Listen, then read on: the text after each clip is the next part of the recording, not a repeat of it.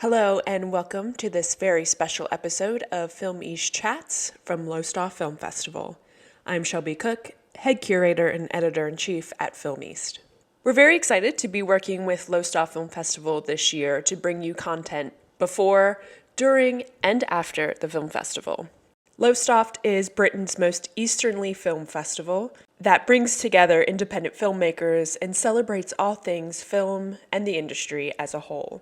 It's a really exciting place to discover new emerging talent and those independent creatives that have yet to be discovered. And speaking of which, we have the opportunity here on this episode of Film East Chats to speak to some of those filmmakers and creatives. In this two-part episode, we're going to bring you 4 unique interviews that featured the directors, the stars, writers, and more from 4 of the film festival's nominated films. These interviews will go out before the festival launches on October 20th, providing you with some content to get you excited for the films that are screening at Lowestoft. During the festival, my fellow programmer, Neve Brooke, will be in Lowestoft to host an in-person Q&A during the Queer Shorts presentation on Saturday, October 21st. And then finally, after the festival, Neve and I will come together to discuss our overall thoughts of the festival and some of the films that we saw and what we enjoyed.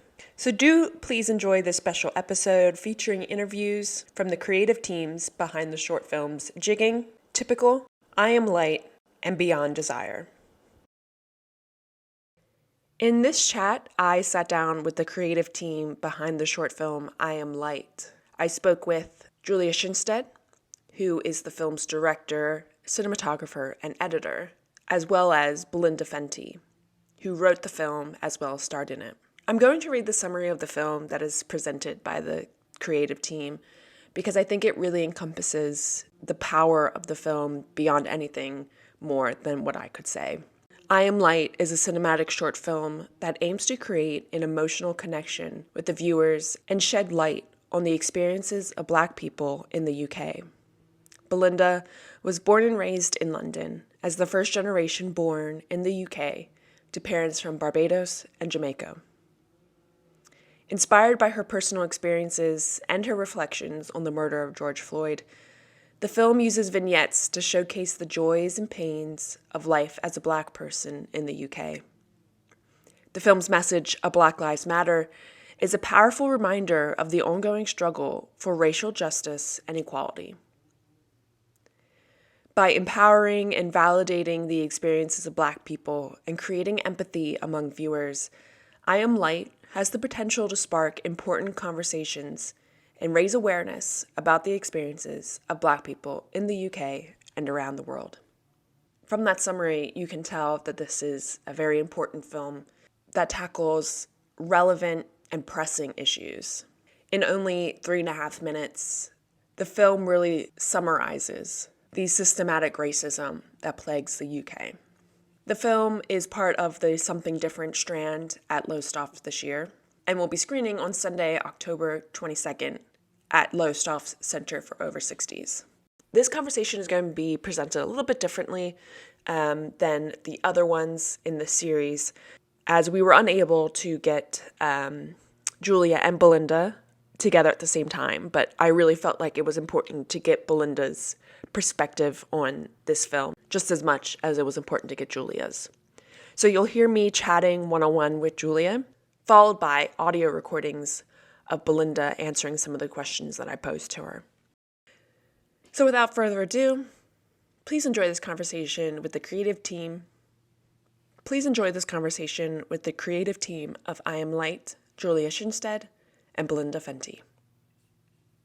Okay, Julia, do you want to start off first by telling us how you came into the industry and how you got started as a filmmaker, and then sort of weaving your way into coming to this project? Sure. So my background is photography. That's what I studied more than 10 years ago, so quite a long time ago. And I worked as a photographer for the majority of my career. And yeah, over the past maybe four years or so, clients just started requesting moving image more and more. And I always had an interest and a knack for moving image. But I think I was always a little bit intimidated by it.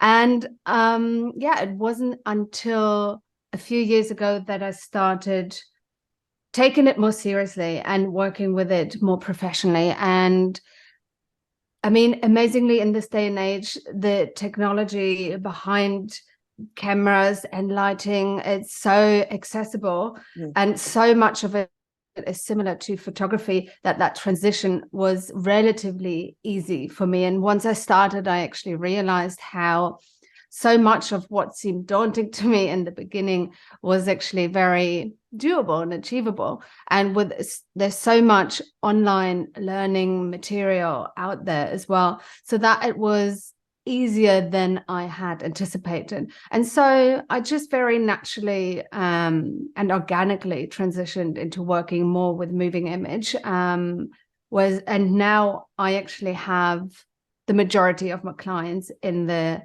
video field, in the video industry. And I am now introducing myself as a filmmaker as well, opposed to a photographer, which also took a while for me to make that switch in my mind, to also feel confident enough to say, oh yeah, I'm a filmmaker and not a photographer. I don't think I ever give up photography, because I do love it, and that is, what where I came from. But yes, so that's kind of how I got started with commercial clients. So I was doing music videos, short form content, like the typical short form content. And then about a year ago, so I got more interested in narrative and working with actors, because that's, again, such a completely different field. And again, I felt like, oh, I have to almost start from scratch. It almost felt like a whole new craft again. So I knew all the technical bases now, but then it was like working with actors was almost like opening up another can of worms.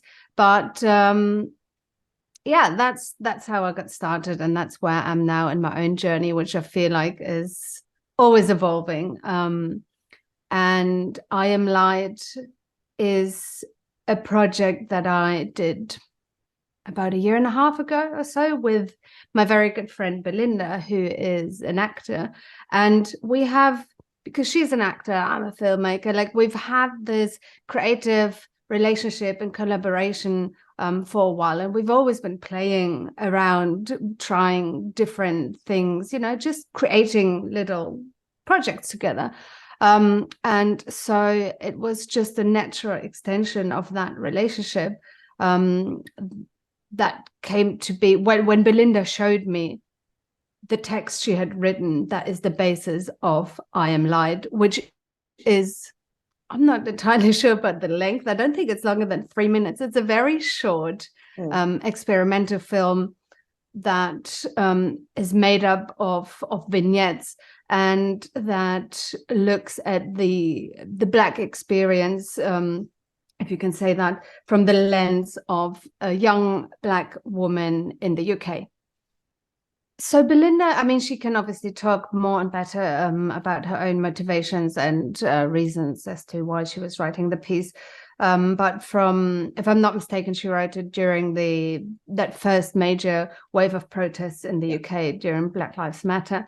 And she posted it on Facebook, and I don't really use Facebook, so I didn't see it until much later, until probably about a year later. But when she showed it to me, it was just, in my mind, just very visual already in the way that it was written. It's almost like every line is a little story within itself. And that, to me, just, triggered loads of images in my mind when I read it. And so, as I mentioned, we have this creative relationship already. So it didn't feel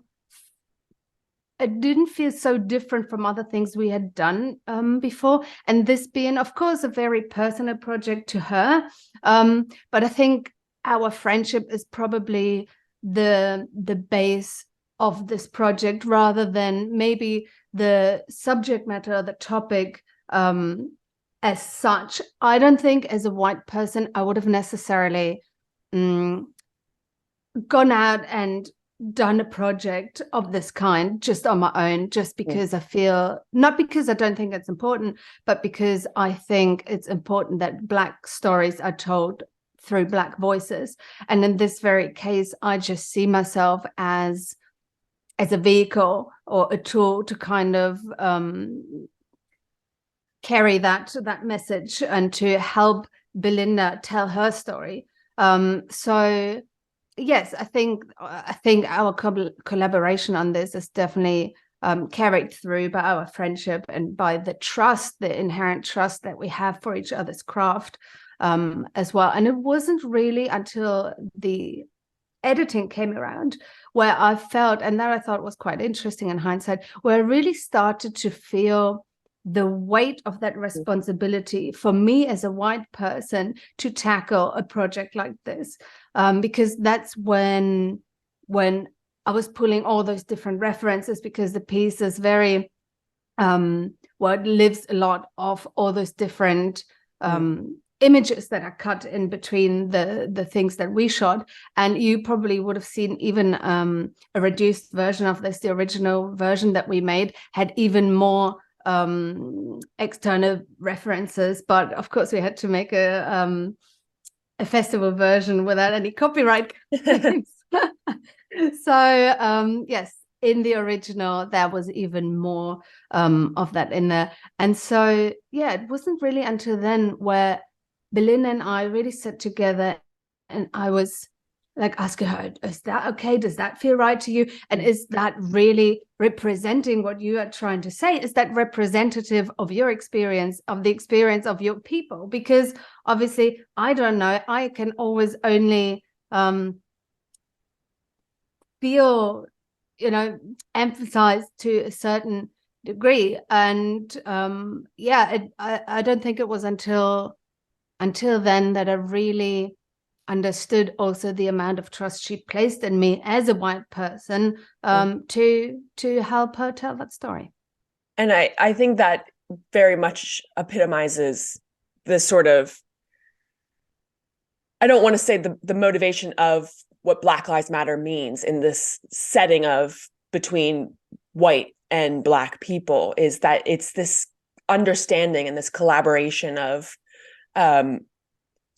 Black people need white people to understand and empathize with their experience. And I think your collaboration, the two of you's collaboration, is a great representation of that. And it's a great way of showing how you can make something that is so beautiful and that captures the Black experience by simply just listening and collaborating together and understanding each other and being empathetic. So I think that's really where the film really shines in that sort of respect. So I'm sure we're going to get Belinda's perspective on this question, but I'm interested from a white person's perspective as well. In the film, there is a reference to the Prime Minister thinking that Britain isn't a racist country. And I think a lot of people, particularly when they think about Black Lives Matter, it is referenced in terms of America and the American systemic racism problem. And I know you referenced that Belinda wrote this during those Black Lives Matter protests in Britain. So I'm interested to get your perspective of why, maybe not necessarily why you think white people don't think Britain is a racist country, but why you wanted to bring attention to this sort of issue, and why make this type of film that brings attention to the systemic racism that is present throughout British society, even if it is more, just in sort of actions, everyday actions that happen to Black people. Yeah, sure. So my partner, for example, is brown. She's got brown skin. So I think I experience it with her on a daily basis as well, what it means to be walking through this world, through this country, with a non-white appearance, non-white face.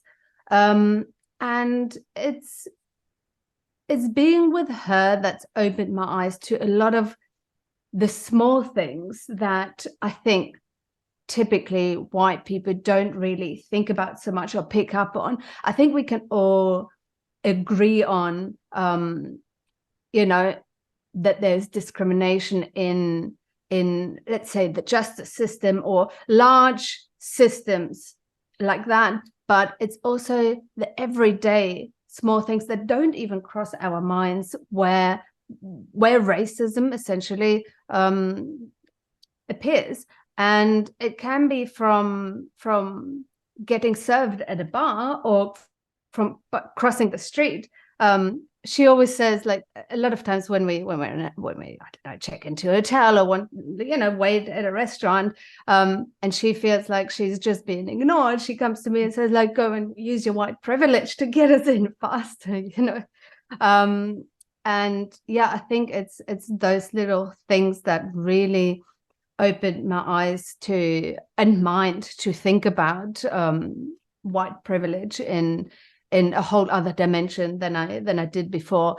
And I also many years back, I worked on a project that was looking at the justice system back in Germany, not here in the UK, but I do think there is parallels there to see as well. And I think the justice system in itself is also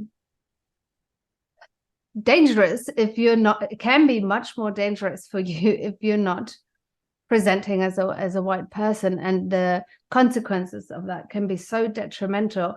And that is something that really fills me with fear. And I am not, I'm a white person, but the thought of that to me is so, it's something that has never quite left me, and something I think about a lot. And so yeah, when this project came about, I was like, yeah, definitely, let's do it.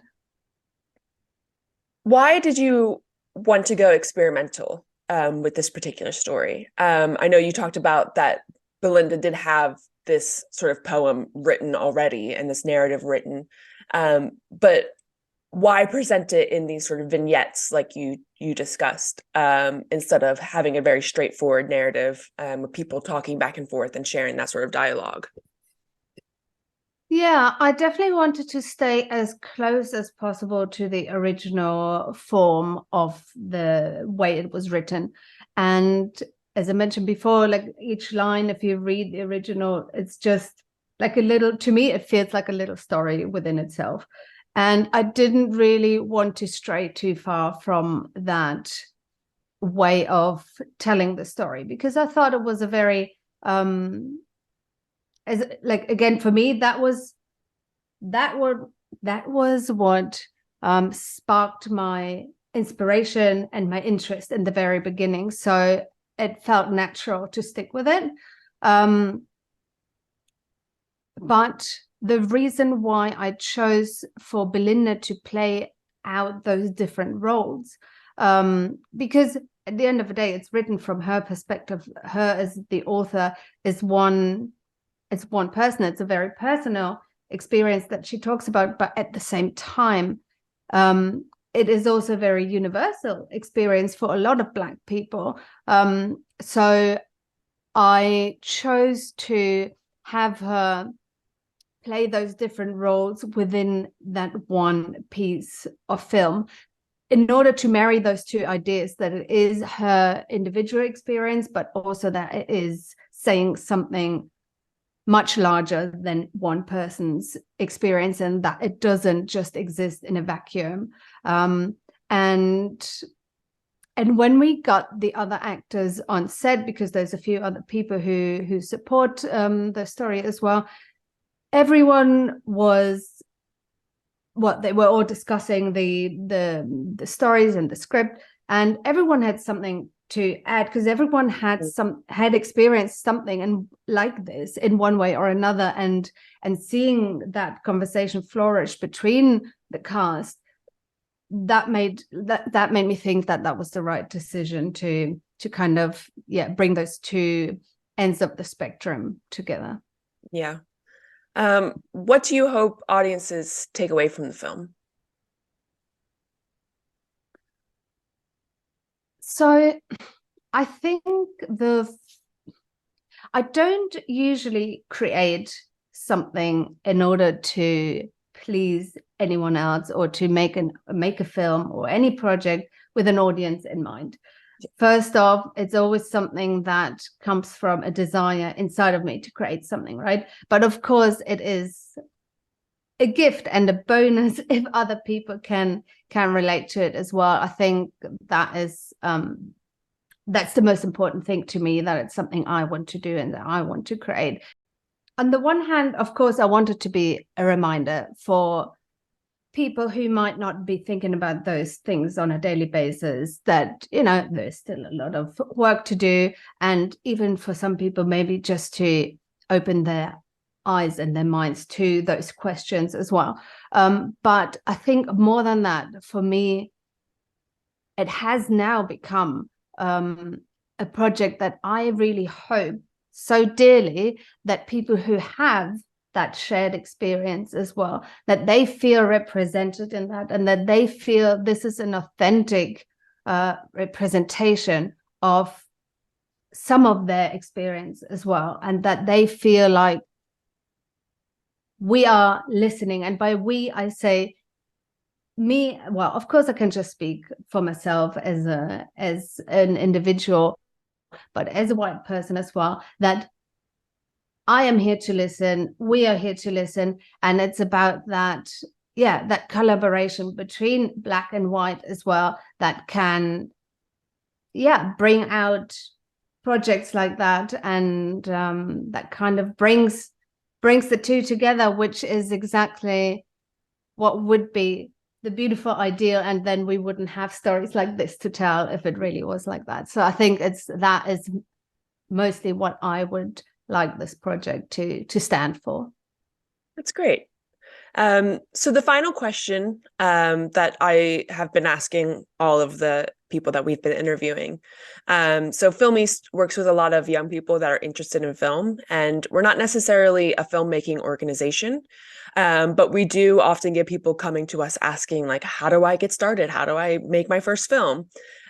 So whenever we interview creatives, we like to ask them sort of, what is their advice to young people who, you know, has this idea in their head, they want to make a film, but they're not quite sure how to start, they're not quite sure where to begin. What would you suggest to them? I will always say the most important thing is just to create. No matter how bad it might be in the beginning, and chances are when you're just starting out, it's not going to be the best work you'll ever make in your life, and it might not be an Oscar-winning piece of work, but it doesn't matter, because it's through the doing and the creating that you will get better. And it doesn't matter if you have like the best camera setup.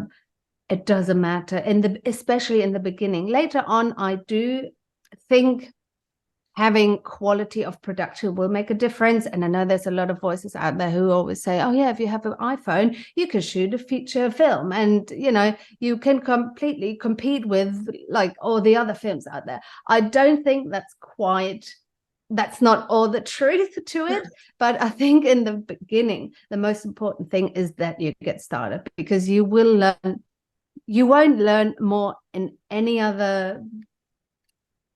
Well, you learn the most by doing. That's just the way it is. And you always learn something, whether it is how to direct actors, what kind of scenes or cuts you need, what coverage you need in order to make the edit carry the story, and the emotions that you want to emphasize. You learn something about script writing if you want to go into narrative. Like, there's so many elements to it, because filmmaking is probably one of the most complex things.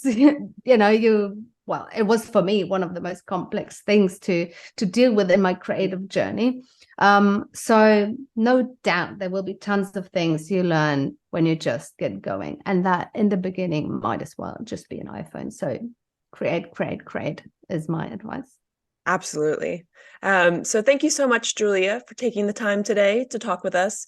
I'm going to slot in after this Belinda's conversation, so we can hear Belinda's perspective on the film as well. But thank you so much for talking with me today. Oh, it was an absolute pleasure. Thank you so much for having me as well. And yeah, good luck with your format, and I really hope that the next generation will be inspired. Ooh, okay. So, what inspired me to make the film? Well, actually, it was really quite an organic process. It sort of made itself. And what I mean by that is when I wrote the piece on which it was based, I didn't actually set out to write anything. It happened one morning. I woke up and I just started writing. And background to it was just after the George Floyd murder, and some of my white friends had been asking how I was and what I thought about it. And I thought it was nice that they were reaching out, but I also didn't really know what they were asking for, because I thought surely I'm just as horrified as you probably are seeing someone kneeling on another human being's neck. So yeah, of course I feel horror and I feel the sadness. So anyway, one morning I woke up, I started writing, and it just sort of wrote itself. And it was quite long. I decided to post it. There was already a post going around where people would copy paste a fragment of text and put their photo on, and it was something along the lines of "I'm a black woman, I lift people up." It was like short, and I'd been tagged in one of these, but didn't want to copy someone else's words anyway. But I thought it was a good sentiment, so I thought, okay, do you know what? I'm going to post my picture and post this spiel that I've written, and it's pretty long. Don't actually expect anyone to read it. However, people did read it. The response was remarkable. I was pretty shocked. I had people who were black who were saying, "Oh yes, sis, this is how I feel," well articulated. People who weren't, who were like, "Ah, I didn't realise this was your experience." And it seemed to penetrate people in a way, like make them feel, and feel compelled to share it, feel compelled to talk about it. And that was sort of the end of it, until about a year later, Julia, who was already a good friend, decided to read it. A little bit overdue. And she was like, "Oh, I can see this as a film." And I love collaborating with Julia anyway, and love her work. It's always very sensual and takes you into the person's experience. So I thought, wow, yeah, good plan. Let's do it. Let's do it. And we're a really good team anyway, and that was the start. So then I got my friend Pauline involved to help with the production, and wow, it was such a harmonious team effort. It felt quite magical. Even in the experience of filming it, long days, Julia was not well. She had like a face mask on and looked like she was dying, and yet we all were just lit up with this energy of creating something that we knew was important. And the cast too, they were sort of sharing their experiences. It was an incredible, very alive feeling shoot, very exhilarating. I was buzzing for days afterwards, and we were very excited to share it. Even whilst we were recording it, when people were stopping when we were doing the scene, skipping in the street, and they were like, "Oh, I haven't done this since I was a child." And we had an older man who came up to us and he sort of said that, "Oh, can I have a go?" And we were like, "Yeah, of course." And he was incredible. Like, wow. And he ended up being in the film, so if you look closely, you shall see. I think he's a bit of a star. And he started sharing his own experiences of moving to the UK many years ago as well. And it was a very warming experience. What I hope audiences will take away from watching the film depends on who they are. So if they are black, but not only black actually, just sort of marginalised in any way, then I hope that they feel seen, because they will have experienced similar situations, and it's like, "Oh yeah, me too." And I think in being seen, you feel a sense of connection with your fellow humans. I think that's the remarkable thing about the arts. People feel less alone in their struggles, in their pain.